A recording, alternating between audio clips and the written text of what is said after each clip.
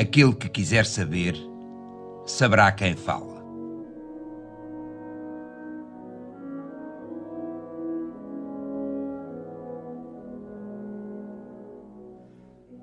Não para nós, Senhor, não para nós, mas para a glória do Teu nome, foi a divisa que animou a criação da Ordem dos Templários em 1118 e que desejava um mundo uno e diverso, tal como o desejava Jesus, que quis libertar o povo de Israel da sua situação de povo eleito e fazer com que outros povos também participassem do Deus único. Mas os sucessores de Jesus procuraram o favor dos romanos, porque pretendiam que Roma alojasse o centro do poder. Não procuraram o favor de Bagdade, que é o berço da humanidade. Não o favor de Alexandria, onde se guarda um tesouro de espiritualidade. E muito menos o favor da Jerusalém dos antepassados. Para adular Roma, os mentores da Eclésia Católica esqueceram que tinham sido os romanos que, por aplicação estrita do seu código militar, crucificaram Jesus, o Nazareno, e atribuíram o seu assassinato ao seu próprio povo, os judeus. Deste modo, saiu a primeira nuvem tóxica, a nuvem do ódio, que repele os filhos de Israel.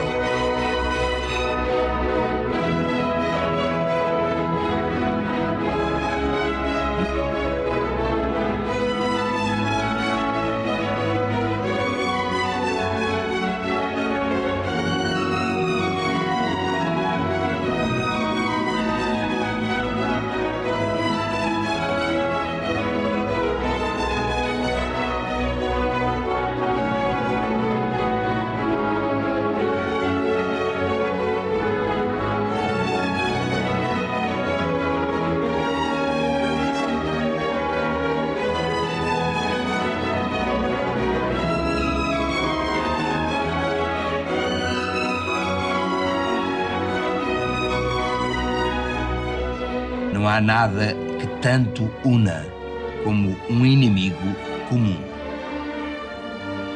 Um destino parecido foi o que sofreram as comunidades dos apóstolos que se espalharam pelo Oriente. Primeiro foram tomados por sectários, depois foram insultados como heréticos e, finalmente, expostos no pelourinho. Todo aquele que se negava a submeter-se à exigência da Eclésia Católica de ser a única possuidora das chaves do paraíso, acabava condenado por ela, e já não lhe bastando o pelourinho, começou a amontoar palha e lenha por debaixo deste e acenderam-se as primeiras fogueiras.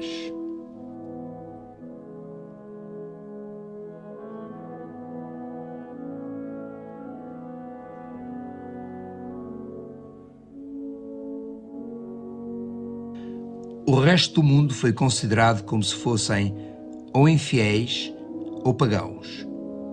Se mostrassem cordatos e beijassem voluntariamente a cruz, podiam receber o batismo. Se não se deixassem converter, então o melhor seria liquidá-los imediatamente.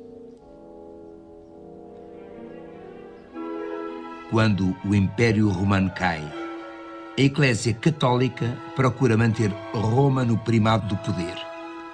Para isso, provoca o cisma oficial e lança um apelo à realização de uma cruzada para conquistar Jerusalém. Deus não volte. Deus o quer. Ninguém poderá afirmar que Deus quis esta cruzada, esta terrível e enganadora esperança de que se pudesse purificar a alma, mergulhando a espada no sangue do infiel. Mas Roma, na sua obsessão, deu seguimento a esta empresa que não traria nada mais que sangue e lágrimas, ódios e ambições.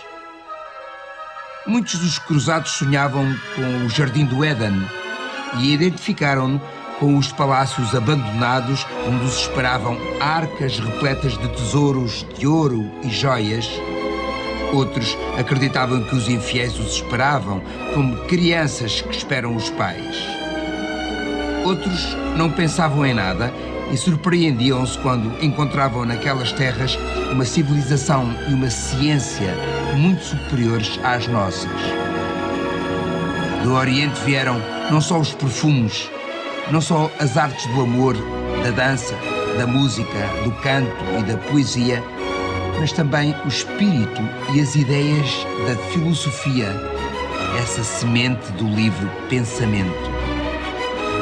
Estes estímulos nunca mais abandonariam as terras do Ocidente. A primeira cruzada terminou com a conquista de Jerusalém em 1099. Os conquistadores banharam-se durante 3 dias no sangue dos muçulmanos, dos judeus e dos cristãos caídos na luta pela cidade. Nem idade, nem condição, nem sexo foi poupado. No templo de Salomão, o sangue chegava aos joelhos dos cavalos.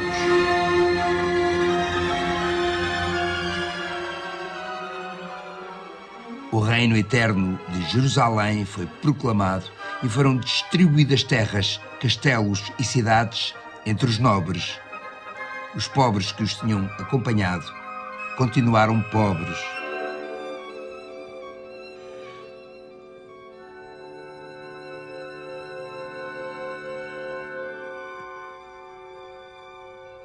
Foram precisas 3 gerações para que o mundo árabe se pudesse recompor do horror e unir-se sob um só comando, o de Saladino, que da Síria ao Cairo reuniu nas suas mãos todo o poder e conquistou Jerusalém. Mas Saladino não derramou o sangue dos vencidos e os cristãos sobreviveram. Não se tratava já de impor uma fé, era do comércio e dos portos. E se bem que não reinasse a paz sob o sol ardente das terras orientais, todos encontraram um lugar à sombra, cristãos ou muçulmanos, habituaram-se uns aos outros.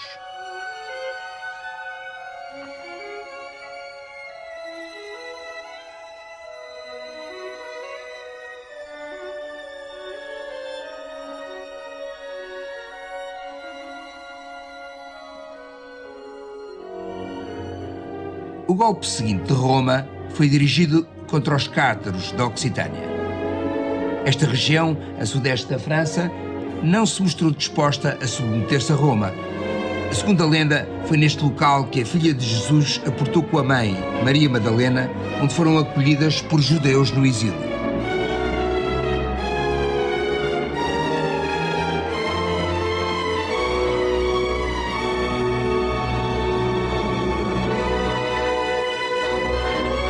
Aqui, Gnose e Mani foram sementes lançadas em terra fértil.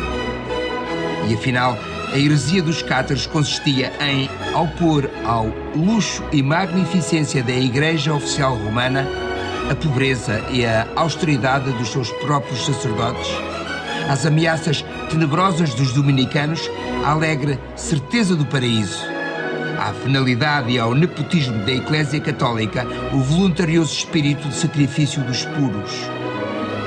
Tudo isto era motivo de rejeição. Roma prometeu à França dos Capetos terras e títulos no rico Sudeste e as ânsias de poder do rei de Paris sobrepuseram-se a todas as reservas. Desencadeou-se a cruzada contra o Graal, que fez arder cidades e empurrou para a fogueira católicos, cátaros e judeus. Matem-nos todos. No dia do juízo final, Deus saberá distinguir os seus, ordenou o legado do Papa.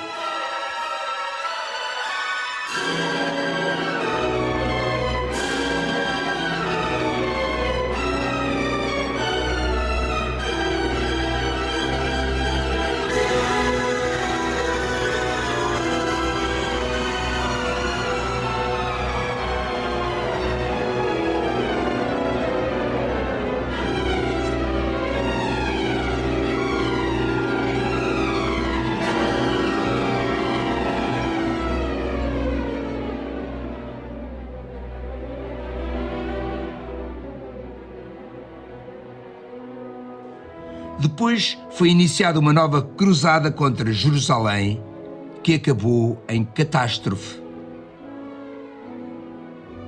Jerusalém está perdida para sempre. Ainda que a tivéssemos reconquistado, não conseguiríamos conservá-la. 150 anos de violências e injustiças, ameaças e ódios provocaram tantas amarguras em ambas as partes que é impossível imaginar a paz e a reconciliação. Se Jesus fosse reconhecido pelos cristãos como um profeta mortal, seria aceitável para muçulmanos e para judeus. Estaríamos na posição de implementar a reconciliação do cristianismo com o judaísmo e com o islamismo. Até lá, o mundo espera.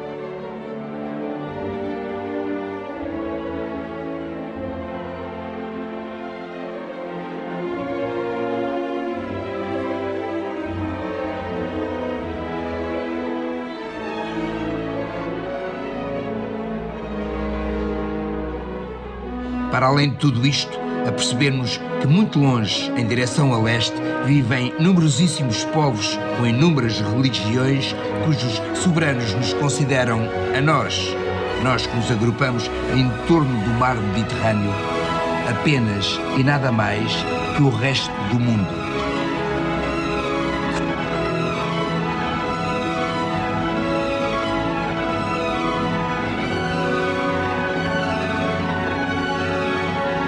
Faremos com eles e de que maneira atuarão eles em relação a nós?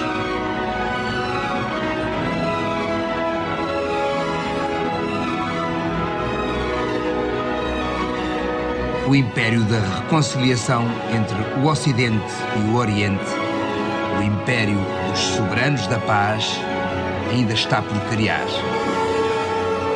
E onde ficaria o centro desse império? Temos de deixar essa questão para segundo plano. Mas por ora seria maravilhoso dispor de uma frota real no mar, sempre pronta a zarpar, sempre à mão, sempre presente.